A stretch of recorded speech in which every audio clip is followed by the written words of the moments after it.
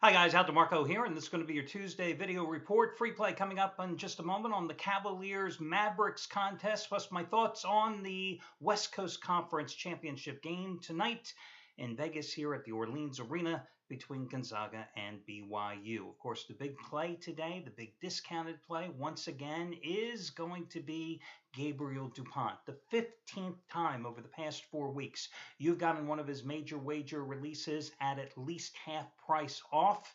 And today is no different. 100 dime winner, number 19 out of 22.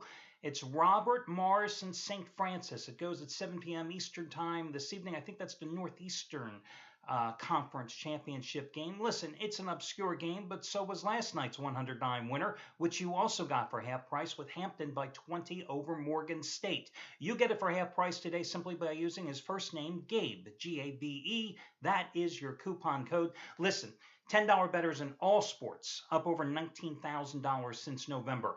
$10 bettors have made over 15 grand since he began at this site last year, February 1st. And with all plays rated 50 dimes or higher, he has made those same $10 bettors almost $31,000. Now, of course, yesterday, the charity play of the week won for the third consecutive week.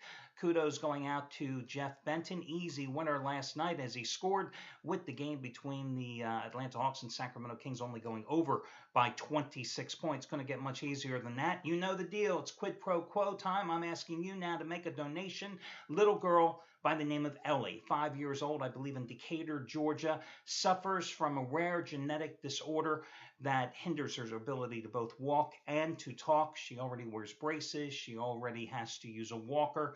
Her family and friends have started a charitable donation site in order to get her this special bike, which almost resembles a tricycle, okay, an elongated tricycle. And if you're watching my video here on the website, you can scroll down and you can click on the link and you can see a picture of it. Anyway, they are asking for help and your contributions to make this possible for this little girl. So the link is below. You can donate using your credit card. You can donate using PayPal. You got the play for free again. Second straight week, you got a free winner from Jeff Benton. He scored. Now it's time for you to deliver. I don't care if you give $5. I don't care if you give $500.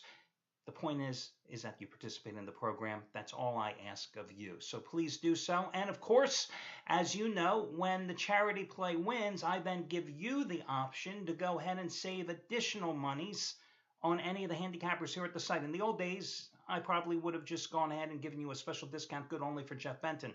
But about 6 months ago, I just decided to put the decision in your hands. So, guys, if you want to save $125 off the purchase price of any handicapper's 30-day package here at the site, you can do so by using coupon code SAVE125. SAVE125.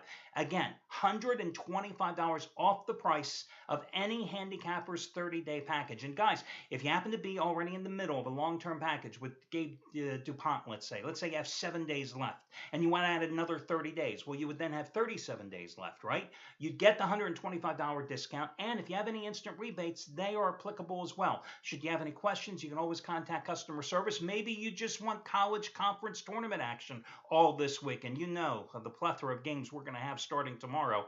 You want to save $50 off of any handicapper's 7-day package? You can do so by using coupon code SAVE50.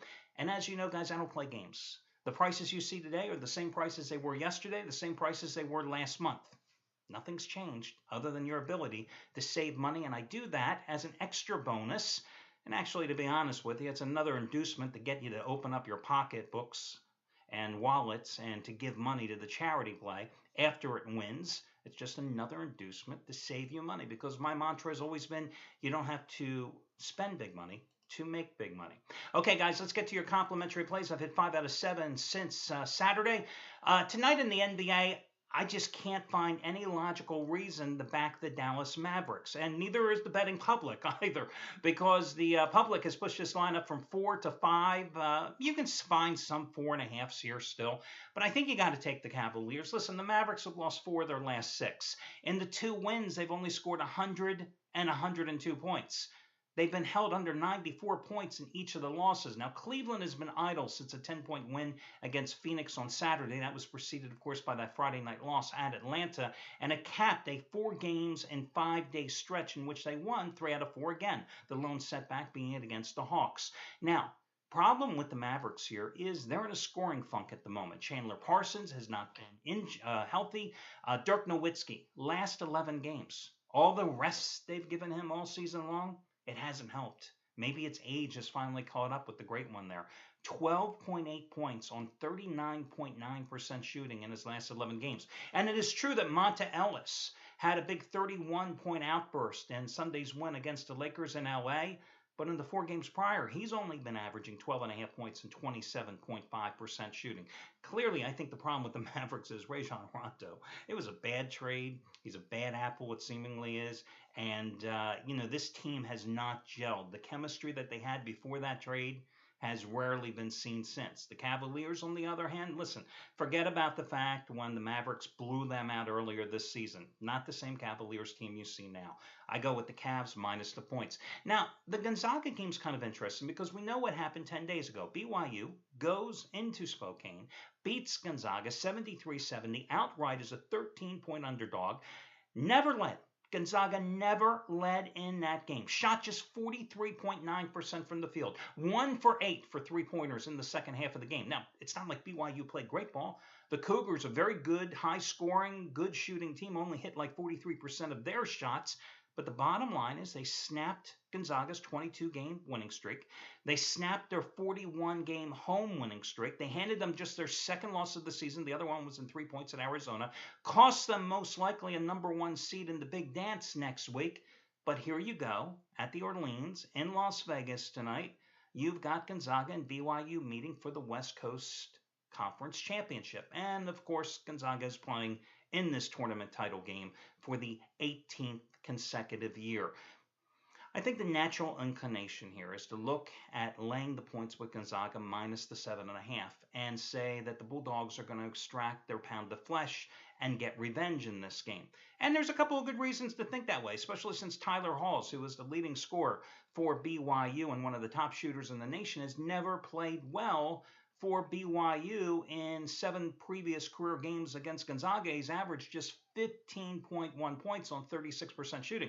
Now keep in mind, this season alone, he's averaging over 22 points on nearly 48% of his shots. In the tournament, in the first 2 games, he's averaged 24 points, okay? He's the key to this BYU attack.